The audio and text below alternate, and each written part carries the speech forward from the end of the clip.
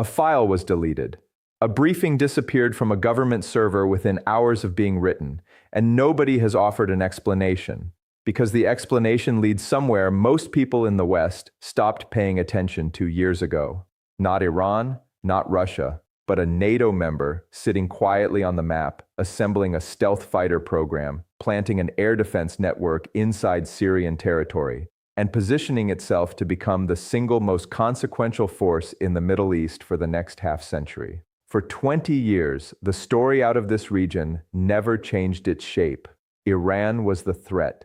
Iran was the danger that every think tank report, every intelligence briefing, and every television panel kept pointing toward, as though the entire future of the Middle East would be decided by one country's nuclear ambitions.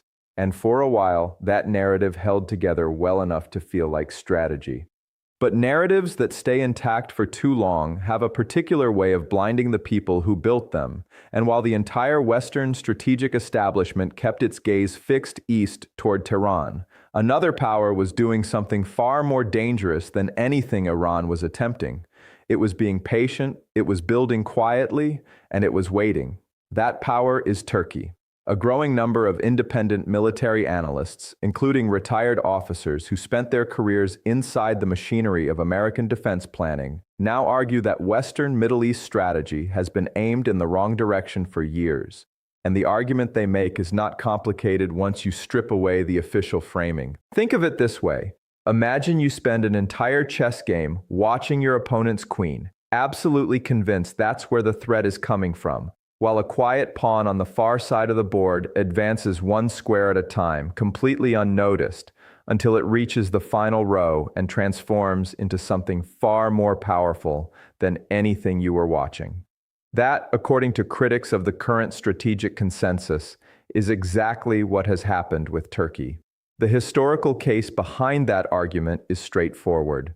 Ask who has actually dominated the Middle East across the last 1,000 years, and the answer does not come back as the Arabs or the West. It comes back again and again to two civilizations, the Turks and the Persians. Anyone who has spent meaningful time in the region has heard this same argument play out in ordinary conversations from Istanbul to Tehran. Turks will tell you that the great architecture of the Islamic world belongs to them. Iranians will tell you it is Persian. The Arab world tends to be treated as almost incidental in these conversations. The subtext is always the same. We are the ones who actually built and ran this civilization. That is not merely cultural pride. It is a signal about how both nations understand their own place in history and their own unfinished destiny. And the part of that picture that should make any serious observer of the region sit up straight is this. Both of these historic civilizations are now, in different ways and for different reasons, hostile to Israel. For years, American and Israeli strategists treated Iran as the singular existential threat, the one power capable of genuinely threatening the Jewish state's survival, but a growing body of analysts, most prominently retired Colonel Douglas Macgregor, someone who once viewed Iran as the region's rising military power, has begun making an argument that inverts decades of conventional thinking. According to that analysis, the next Middle Eastern superpower will be neither Iran nor Israel, but Turkey. And what changed that assessment was a clear-eyed look at what Ankara has actually assembled. A massive population base, a geographic position that touches Europe, the Caucasus, the Middle East, and Central Asia simultaneously, a rapidly expanding domestic arms industry, and a leadership structure under President Erdogan that thinks in decades rather than election cycles. Most governments, including most democracies, operate on short horizons, the next budget cycle, the next news cycle, the next vote. But what analysts tracking Ankara argue is that Turkey is playing an entirely different game, one measured in generations, with a single long-term objective sitting at the center of it, becoming the dominant power in the Middle East. Pair that kind of institutional patience with a military that some analysts rank among the strongest on earth, and you begin to understand why voices inside Israel's own strategic establishment have started sounding genuinely alarmed. This is not abstract theorizing. It is grounded in things that have already happened, and nowhere is that shift more visible than in Syria. After the fall of the Assad government, Israeli forces moved into the resulting vacuum with overwhelming force. Naval assets destroyed, air bases struck, weapons depots dismantled, the presidential palace itself hit. From Israel's perspective, this was framed as a security necessity, a way to prevent a fractured post-revolutionary Syria from becoming a future platform for attacks.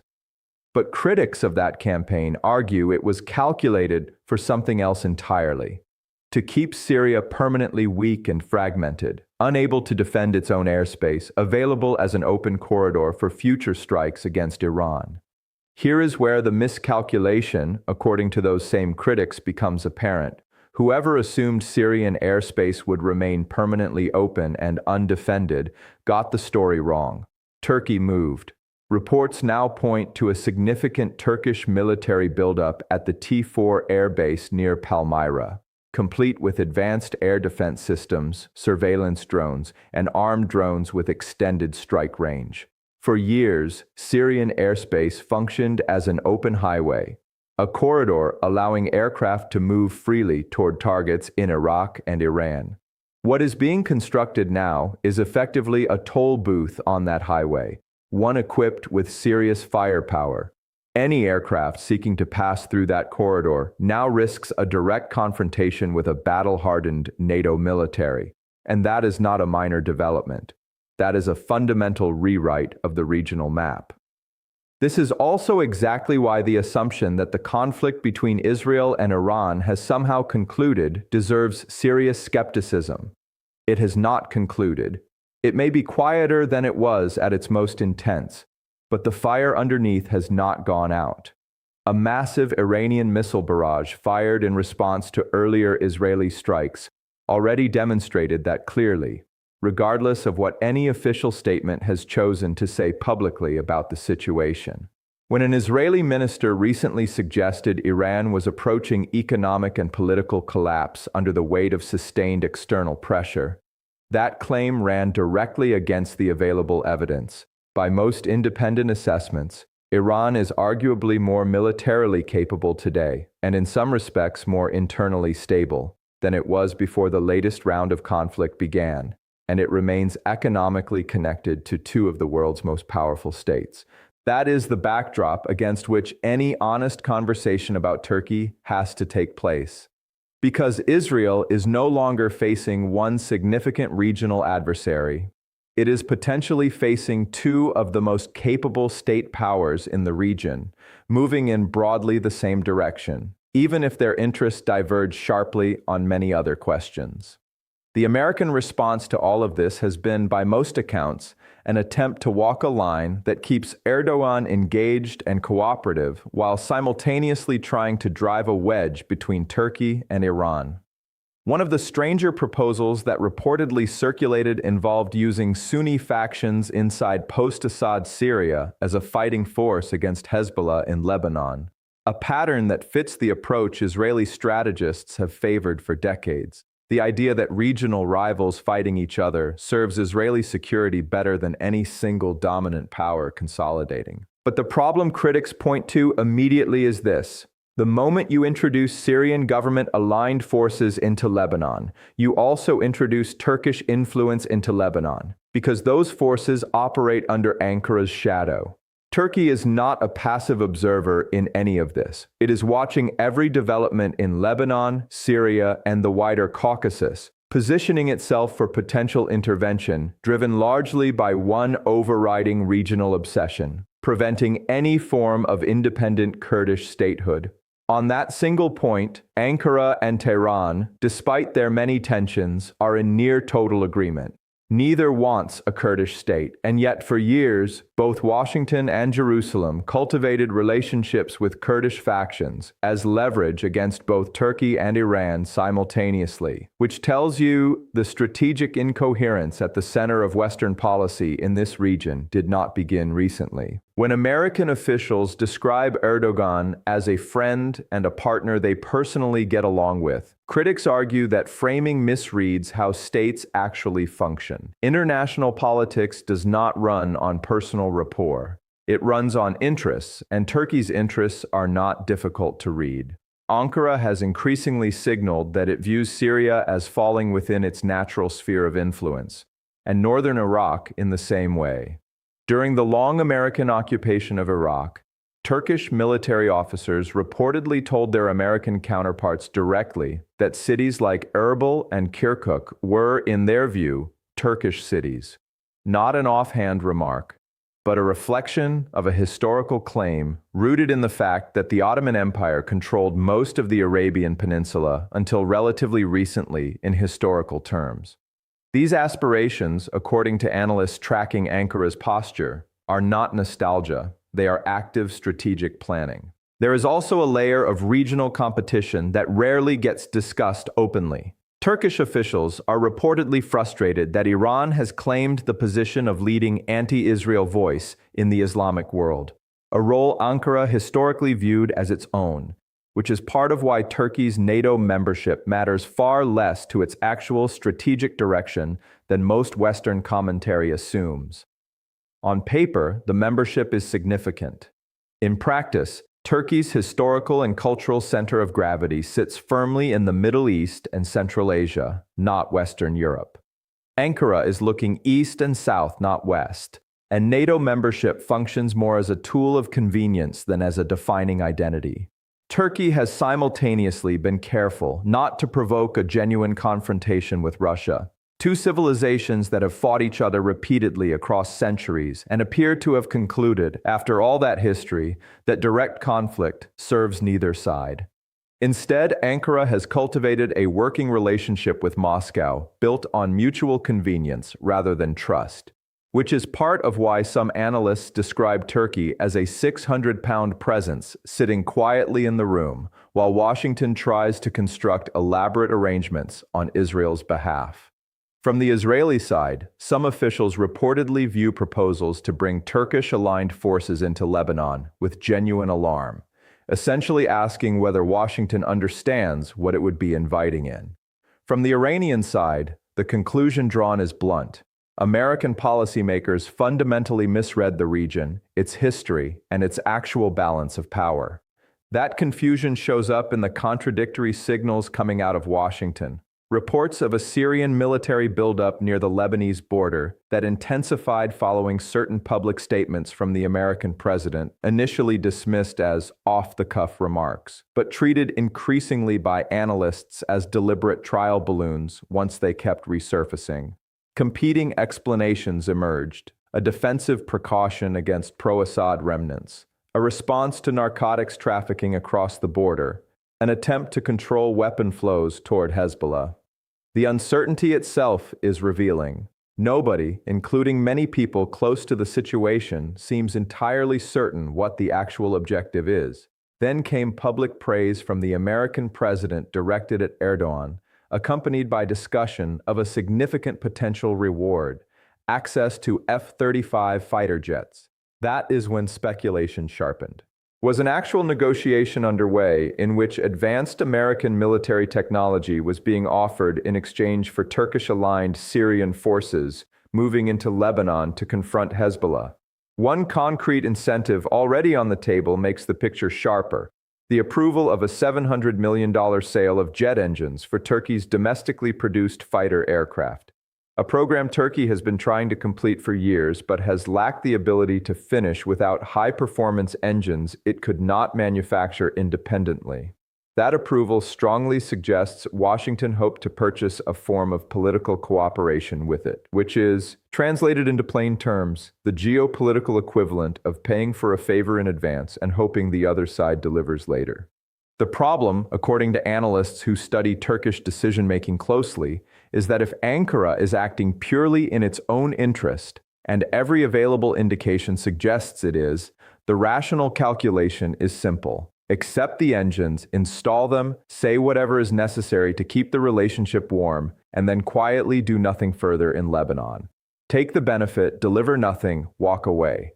Washington has watched similar patterns play out before in this region, most notably in relationships with Kurdish allies that were abandoned the moment they were no longer strategically useful, which raises the deeper structural question sitting over the entire region. What is the actual American objective? By most accounts, there is no coherent strategy, only a single reflexive instinct to support Israel, without a clearly defined endpoint or theory of success.